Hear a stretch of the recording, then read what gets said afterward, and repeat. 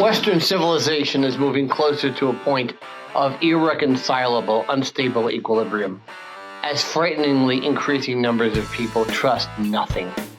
Media, academia, and especially the governments are no longer held in high esteem. Regaining trust is often impossible after betrayal. However, transparency is essential to any healing process, and that is the essence of the Don Sullivan Show. Please listen to the team explore, probe, and debate cutting-edge science, technology, and computing. Play ball! Welcome back, everyone, to the Don Sullivan Show, the show where we discuss all things science, technology, and computing on a level that can be understood and absorbed by your average American teenager. I'm your host, Don Sullivan, but allow me to introduce my partner, Jersey Steve. Say hello, Steve. Hi, everyone. Today, we are recording from the immense and technologically superior Denver International Airport, the world's second biggest airport. It was the biggest one at some point in time. It's 57 square miles, and I am sitting in the wonderful United Club. And so we're going to have some background noise in here, but we're going to be doing these episodes from all over the world. Wait till you see. But today, and maybe other times, we'll be in the United Club. I also want to say hello to the brilliant Dr. Michael Corey, who is an author, a tech business tycoon, and an all-around smart guy. Say hi, Mike. Hey, hello, everyone. But first, at our lawyer's insistence, I need to read the obligatory disclaimer waiver.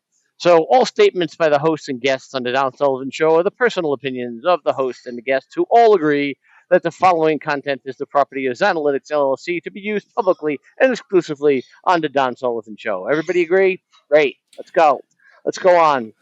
So, Mike, I'd love you to introduce yourself and your entrepreneurial background, and you're a huge business tycoon, and you've bought and sold multi-billion-dollar companies, and I want you to tell us a little bit about how you've done all that as we move along, but mostly introduce yourself, because the theme of this particular show is going to be how to start a startup. So tell us about yourself a little bit, Mike, if you don't mind. Sure. So I'm a serial tech entrepreneur. I'm on my third startup right now. I always like to make the point I've raised venture money, multiple rounds of it. I've also done businesses where I didn't take any external capital. And I always like to make the distinction of I've been very successful because I've had multiple businesses get over 10 million. So I started a business with myself. I've been able to grow them for hundreds of people. And I've had multiple businesses get over $10 million in annualized revenue. Why that's important is out of 38 million firms in the U.S., less than 0.5% ever get to 10 million in revenue. And I've consistently been able to do that. It's amazing. And Mike, if I'm correct, you're undefeated, right? Everyone's been a winner. It's not been easy, and I've had to go through the valley of death on numerous occasions, which is what I like to call, because that's what usually hurts most entrepreneurs, is it gets tough. But I've been able to get through the valley of death on multiple occasions and come out the end and sell the business very successfully. Valley of death. We're getting religious here. What do you think about that, Steve? It's interesting. So the valley of death is, maybe when macroeconomic factors get tough, money gets tight. How would you describe that, Mike? So in order to be successful, one of the biggest lessons I've learned is you have to prepare for the unknown. Because every business I've ever owned, something bad happens. And sometimes you can prepare for it and sometimes you can't. The best example in modern day is COVID. How many restaurants predicted that COVID would come along and all of a sudden find out that people aren't going to sit down and eat in their restaurants? It ruined diners in New Jersey, and I'm still upset about that. I know and that's the most important thing about New Jersey. Maybe other than Springsteen, diners, right, Steve? Absolutely. So really what you have to do is you have to be prepared for that big moment when everything goes wrong. And I have a theory, and most business owners can deal with one bad thing, maybe two bad things, but it's when all three hit you at once. So you know what? You get a bad economy. It hurts most businesses. You can prepare for that and probably get past it. But what happens when you have a bad economy and then COVID hits? Or what happens when you have a bad economy and something else hits? And so really it's preparing for those moments. And I call that the valley of death because it's very easy to just give up. Yeah, I But imagine. in order to be successful, you have to keep going. Yeah, absolutely. So, Mike, is there a big difference, or are there pros and cons with taking VC money versus not, doing it on your own? We could do a whole show on that. I can tell you that when you take other people's money, you have to understand they have a right to be up your butt. So it changes how you're going to do that. I've done research. Venture capitalists, most funds have a 10-year life cycle. So if you take money at the beginning of that cycle, they want out within 10 years. If you take money in the middle of that cycle, you've got about a 5-year rate before they're either going to sell you or they're going to force you to liquidate because they want to get out of that investment. They're not in for the long run. Their only concern is throwing gasoline on your growth rate. Board meetings, when you're not doing well, become very uncomfortable. It really is about them making money. But having said that, you do get access to cash. And depending on the nature of the business, it can be a very good thing. I had a company that struggled. We finally got everything going right. The VC, they came into me one day and said, we want to sell. And I knew that was part of the deal. And I asked the VC, I said, give me one more year. One more year. Everything's going right. It'll be worth so much more money. They said no. I lined up other investors to buy the business. We did such a good job of selling the business that, frankly, it didn't make sense to buy it because we're paying a premium for it. I will tell you that a year later, had they waited, they would have probably done about 3 times more money. The business became so much more valuable. But I understood the deal. Again, this is why you're the perfect tycoon for this particular discussion. But I really would like to go back and look at the history of all of the idea of acquisitions and how this really evolved post World War II. Because before World War II, American industry, for the most part, did its own research and development.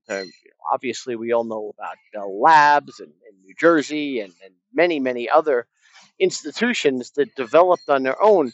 But since then, in a very accelerated fashion, we've seen that model give way to startups and the effective and respective acquisitions. So every startup, I think, at some point really fantasizes about them going initial public offering, IPO, and becoming billionaires themselves. But more often than not, those that are successful wind up becoming acquisitions to larger companies.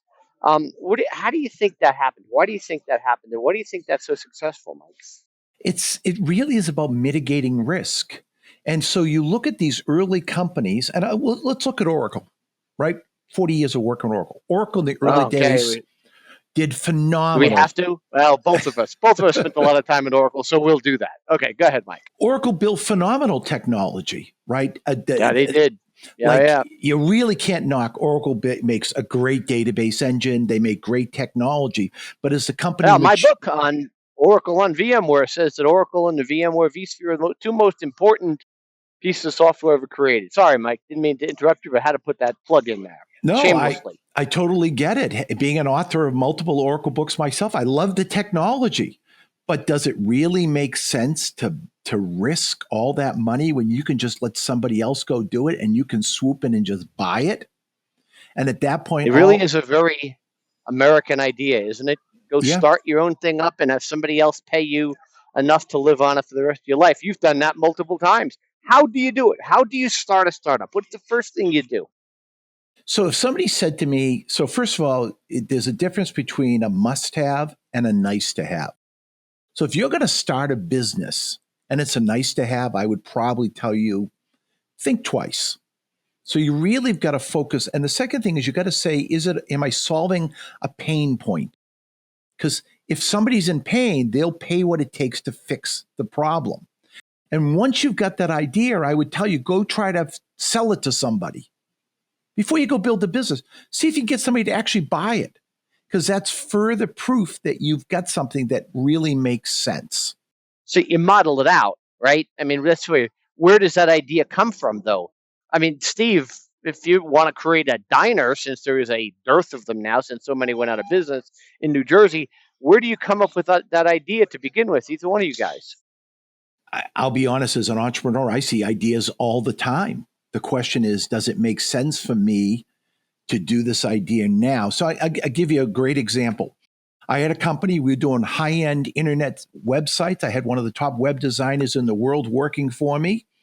The business grew 4,000% in 4 years. It was the 51st fastest growing IT company in the United States. I'm at an event where Chubby Checkers is there. And I'm talking to him, Chubby Checkers, and I'm talking to his son, Shan. And I say, does your father still have the rights to all his, videos and music? And he goes, yeah. And I came up with this idea of creating a CD-ROM called Twister.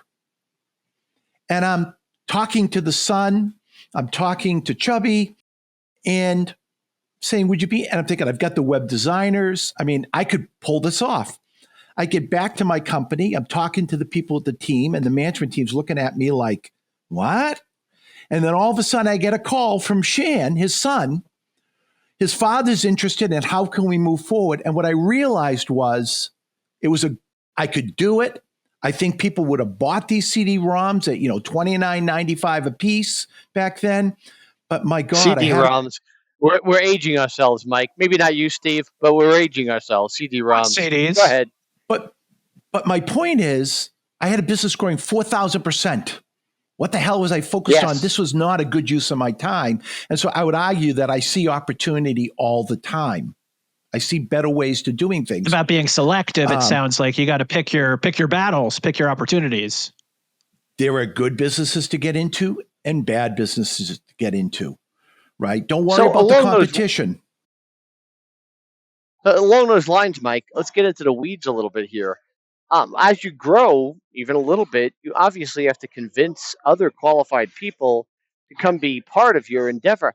How do you convince qualified people to come work with you when you have very little money initially to pay them, especially following along the lines of the question you answered for Steve before, that you don't want to initially, if you can avoid it, take that very heavy investment money?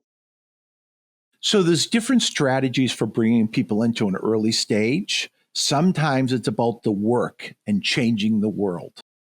Sometimes it's about quality of life. Look, I know you can make more money working for a big organization like Fidelity, but I can give you quality of life. If you want to see your son's baseball game or your daughter's baseball game, right? It's about flexibility. I can let you work from home.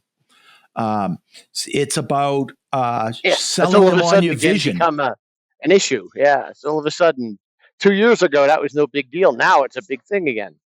Right. It's a big value proposition. Yeah. Go ahead, Mike. I can sell them on the issue. Now, when I'm starting a business, I sell them on my background. Right. So, for example, my latest startup, everybody now in the company has stock options. But in the early days, I sold them on, look, I've done this before. I've been very successful. And when I've sold the company, I've always taken a certain percentage of the proceeds and divvied it out to everyone in the company. So people know me. They know I take care of people. You're fair. You take care of people. You let them, you help them, and you really make them know that they are a part of something important and that they are going to benefit while you do. In my first company, the person worked for me for a couple of companies. He was working at, I think it was Bank of Boston at the time, which is now Bank of America. And he had been there for a lot of years. And really what got him to flip over was I matched his pay and I gave him work he really wanted to do. He was just tired of working at the bank for so many years. So it really is different things. Yeah, Steve, this is your question. But following up on Steve's question, let me get more precise. When do you think you should take investments? At what point in time? What's the instinct to say, yeah, it's time to actually have somebody give me money and take a chunk? So it's a great question, and we're actually struggling with that issue right now. So the first thing is, I can tell you, if you don't have to take money, don't. But if the marketplace is one where you need heavy capital investments, or you think a competitor is going to pass you by if you don't speed up, right?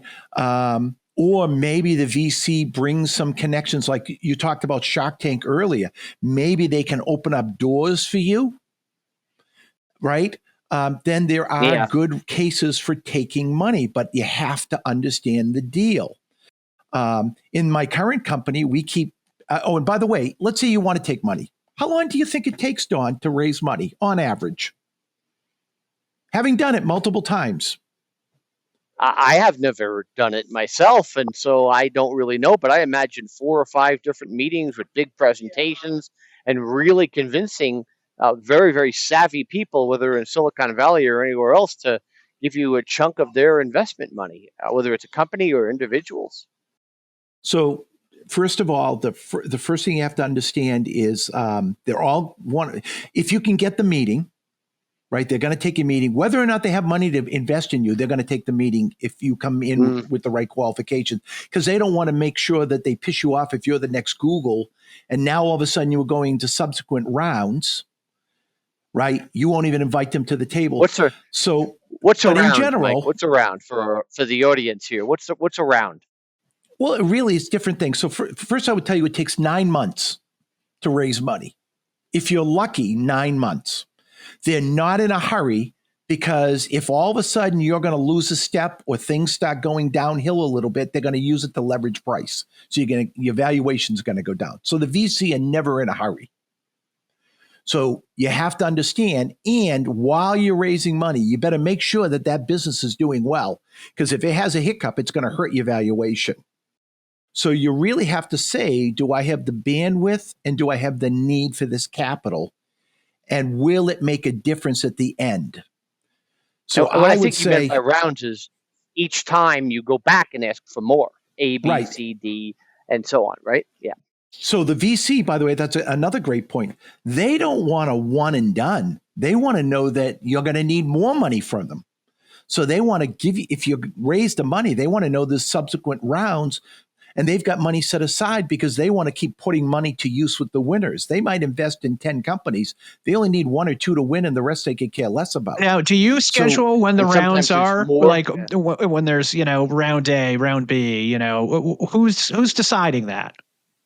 Well, you ultimately, if you're running the company and you're in control, you decide exactly that. But here's the other thing. The devil's in the details. Just because they have a minority share, they may be able to boot you out the door. So you really have to know what you're getting into. And then you got to worry about the VC tax. Have you ever heard of the VC tax? No, what's that? No. I call it, they all pull it in. So we're going to give you $1 million. Oh, by the way, you're going to guarantee us 10% on our $1 million. That's going to accrue every year. And when the company finally cashes, you're going to pay us our 10% interest on our money first off the top, before we divvy out the rest. And then we're going to get our fair share of the pie on top of that. So you have to be really careful on the deal and look for I call it the VC tax, because there's a fig, right? You know about figs in New Jersey, right? Oh, yeah. And they're going to want to, right, they're going to make sure no matter what that they make their money. And never mind the warrants and everything else, the little kickers they put in for themselves. Mike, is this... so 10%, I mean... It's significant. It's negotiable. Huge. Yeah. I was curious, do the higher interest rates nowadays make this a lot more difficult, a bit more challenging? I think it's the deal that you can, if you need the money, right, you're going to cut the deal that you need to do to get the money. Gotcha. It's always better to raise. I've an example. I have a company we're doing really well right now. We don't need the money, and people are approaching us all the time in interest to either buy us or invest in us. That's so the you situation. Have the leverage. You have more leverage. Yeah. Right. That's always the best situation. Sort of raising this up to a different level and to ask a question I think that most of our audience will relate to just from popular culture.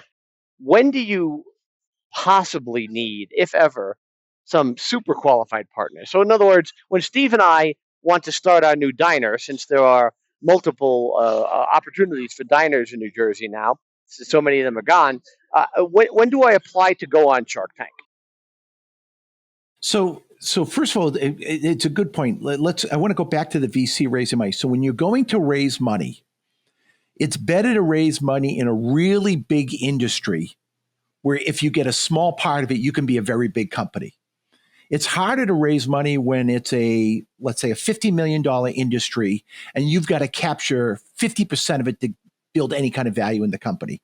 So for example, if I'm raising money to go into the Oracle, Microsoft industry, well, those are billions and billions of dollars, and I can be a very small player and still become a very large company. The second thing is, what's the management team? Because it's ultimately, nobody knows what's going to happen. They don't know when the valley of death is going to strike. They don't know what's going to kick you in the side. Do I have a management team that can navigate the issues that it's going to face? So do you have a team of people around you that can get the business to the next level? Seasoned. Yeah. Right. But it's common for VC to come in and say, oh, by the way, you've done a great job, but we don't want you as CEO. We want to make you chief technology officer. And we're going to bring in this person we know to take over the business. But they like everything about the business. Leverage. Yeah. Right. They like everything about the business, but it's common for them to want to push you They don't aside. like you. Well, it becomes more serious, it seems like. Sometimes early startups, like it's more of a chill atmosphere. Everybody really believes in it. It's small, almost kind of like mom and pop grassroots. And then once they reach a certain level, it seems like they bring in the heavy hitters, in my experience in the market. It's exactly right. So you have to say, are you willing to step aside at this point?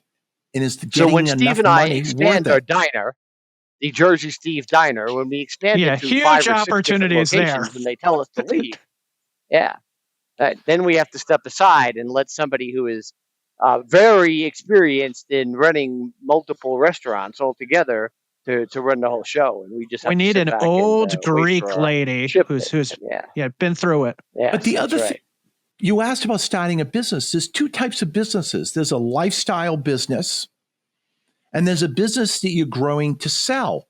You really have to step back and say, where do you want to be in 5-10 years? Right? Is this about my So along quality those of lines, life? Mike,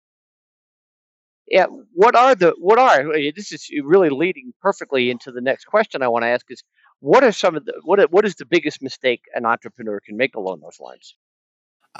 Well, along those lines, you just have to know who you are and what you want to be. But I would tell you the biggest mistake most entrepreneurs make is they think revenue is cash. Revenue is not cash. If you can't meet payroll, you're out of business. Yep. So really, it's not about looking at the top line. It's really about looking at the cash flow in the early days to make sure you never run out of money. The number one job of the CEO is to make sure the company never runs out of money. That's interesting. Yeah, and we've seen that before in many cases. Yeah.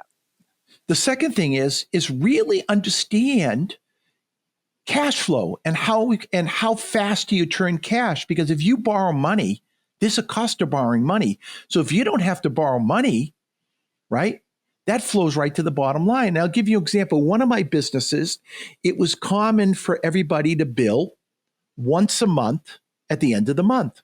So it was a recurring revenue business eventually. And we'd say it's $5,000 a month. And in January, we do the work and we send you the bill the first week of February, once a month. How many days? What are the terms? 30, 60? Well, it's common now for big companies to go 90 days some of or them, more. Sure. So what I did, and by the way, once again, they understand cash flow. Can we use your money as our money? So I sat back and said, well, why am I doing that? Why don't I just bill quarterly? And I did. So I did 4 invoices a year. Then I said, why don't I bill in advance? So I sent out the bill in December 15th. That's the move right there. For January, February, and March.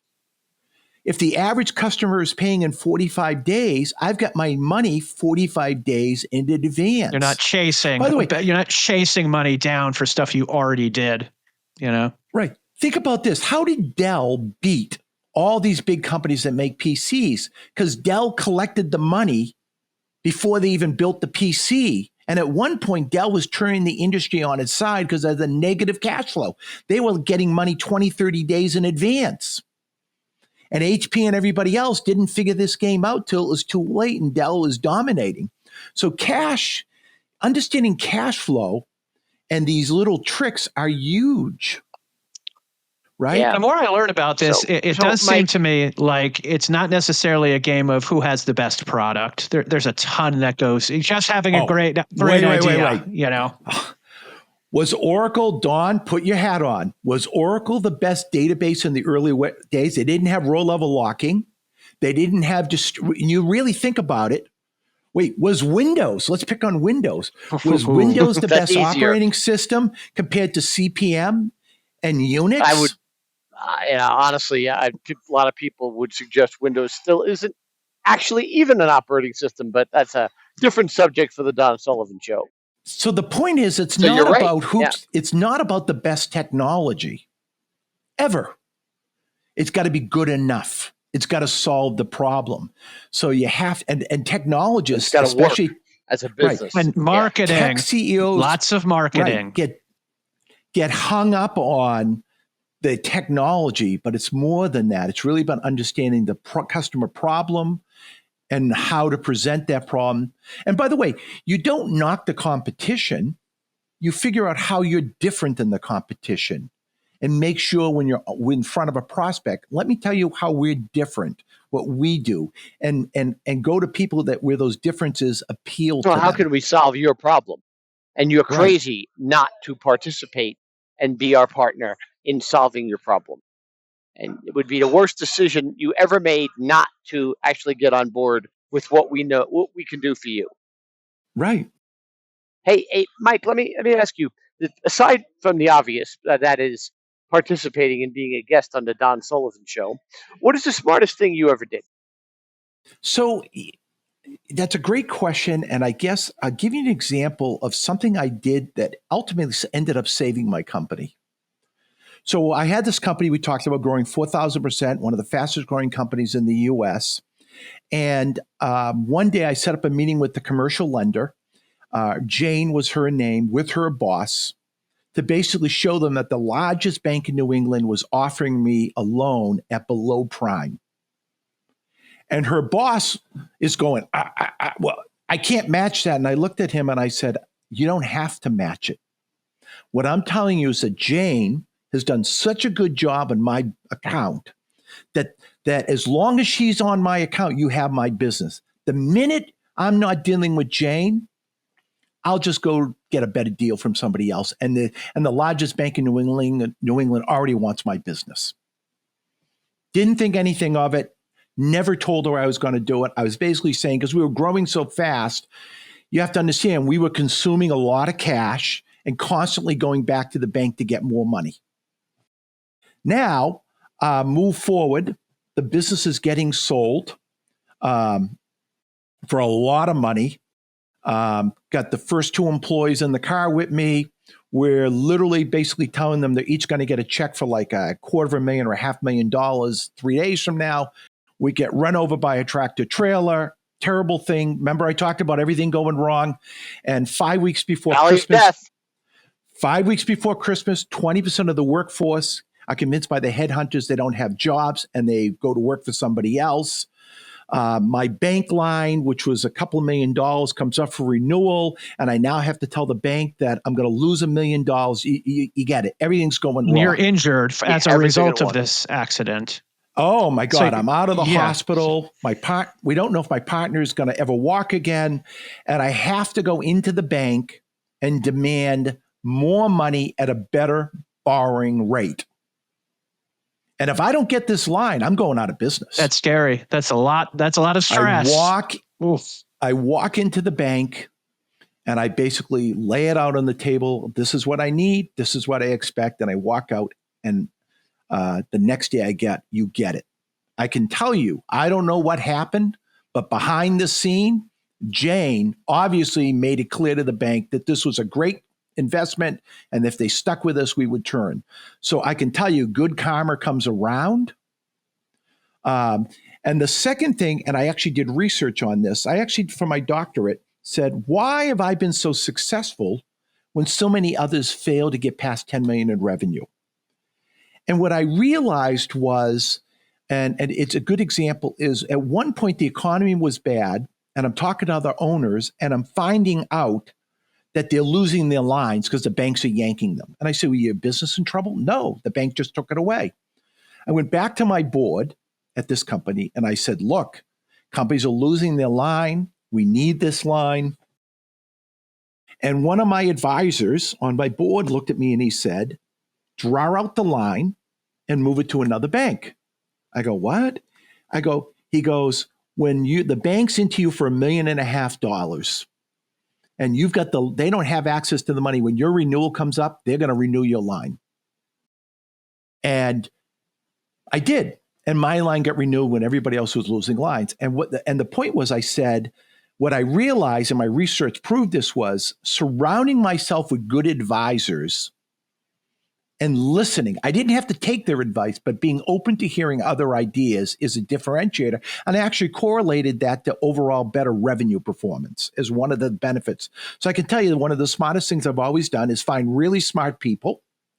In fact, Don, full disclosure, Don is a really smart guy, and he is an advisor on my new business because I surround myself with smart people to listen to them. I don't always listen to them, but I at least hear what they have to say, and I'm open to it. Well, let me ask you this, Mike, going off into a bit of a different direction. We're talking about opportunities. I mean, obviously, the world is in a panacea of artificial intelligence. We're going to have a lot of episodes. In fact, maybe the next episode is going to be on what artificial intelligence really means and where some opportunities open other than artificial intelligence, AI. Where do you see opportunities right now? Like, where's your next endeavor after this one, if there is one? So I'm going to answer it from two perspectives. As an existing business, you should always stick to your core, right? Too often I see business owners that say, I'm going to go do this and I'm going to go do this. And ultimately it's a mistake because they got drifted from their core. So if you're going to expand your business, expand it in a way that makes sense. Can't so for say example, every stray cat and dog, gotta kind of. Yeah. So in my current business, we're helping people with Oracle licensing, let's say.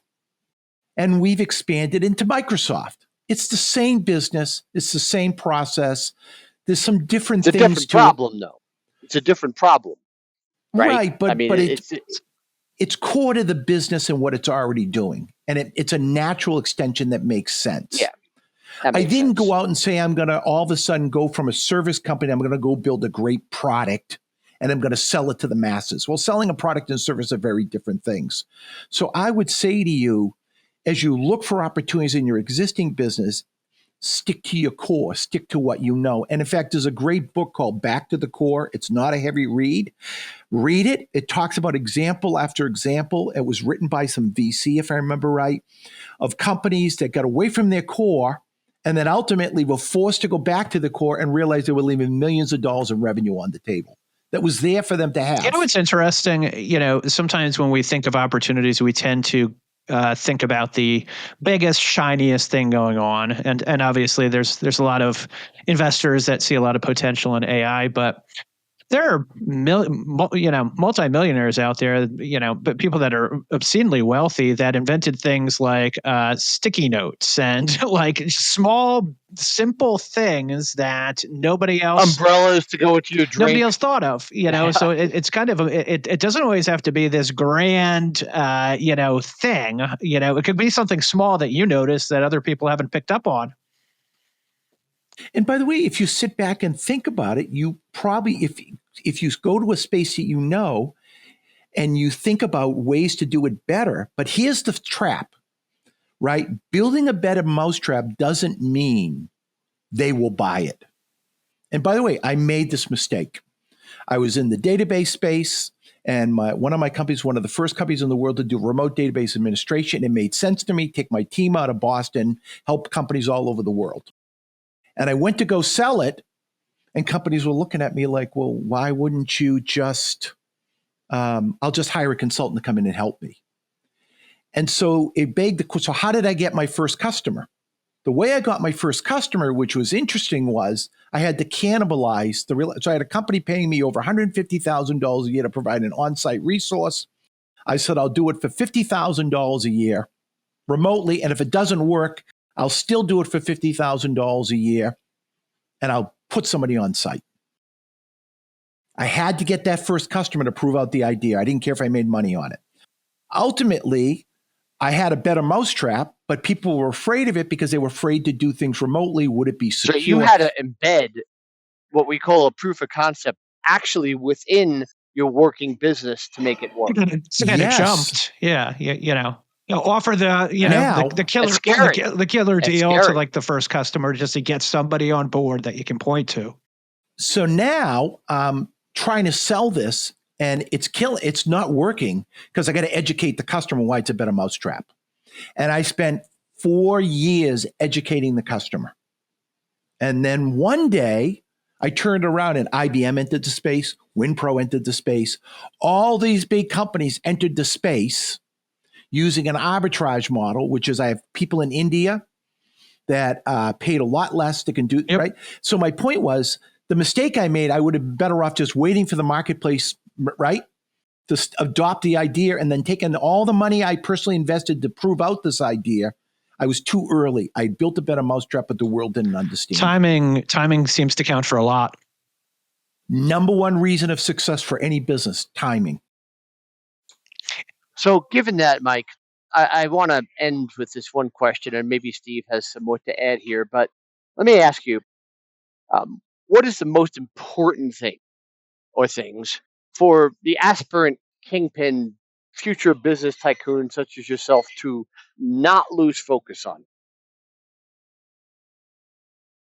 That's a really tough one to answer on a number of levels, but I think ultimately is you've got to stick to your guns and you really have to stay focused because it's really easy to lose focus along the way, but don't be a lemming and run off the hill. Your initial idea as you enter the market might have been good, but ultimately it may have to be adjusted to what the marketplace is willing to buy. The biggest thing you've told us, I think, in this last 40 minutes is be true to yourself and know who you are before you could even be true to yourself. And by the way, live up to your values. Ultimately, any business is a representation of your values. Same point. Yeah, the same point. Know who you are to begin with. So, Mike, I want to officially forgive you for being a Boston fan, and thank you for actually being on the Don Sullivan Show. And we're going to have you on for other technical discussions if you're willing to after this experience. And for now, I want to thank you again for being on. Steve, do you have anything else to add before we close this one out? No, I'd like to thank Dr. Corey for joining us. I'm sure I'll get to see him up in Massachusetts at some point. But he's always, despite being a terrible Boston fan, he's always welcome in New Jersey.